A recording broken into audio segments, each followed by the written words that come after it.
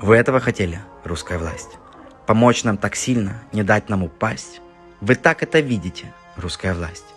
Крики наших детей – это ваша страсть? Слезы наших родных, побег из квартир, наших домов, которые в дырах от пуль ваших бомб, города в катакомбах. Вы об этом мечтали? Были готовы? Услышьте меня, все, кто слышит в России. Я на русском пишу в родной Украине. Меня не запретили. Что вы там возомнили? Чем вас там кормят? Что вам там внедрили?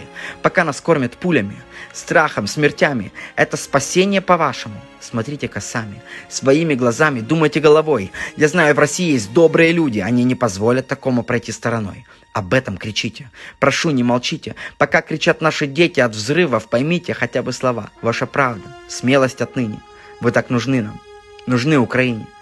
Ты этого хотела, русская власть? Спасти Украину и пришла убивать? Сына ждет мать, жена ждет супруга. Неужели за все эти года нам не понять друг друга? Вот правда. Ее распространите. Весь мир повис на тоненькой нити, пока ваши солдаты бьют в наши дома. Прошу, не молчите. Это война.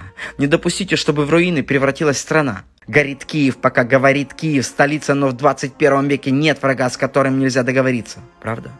И при всех этих мыслях, погибая изнутри, я кричу «нет войне». И ты повтори.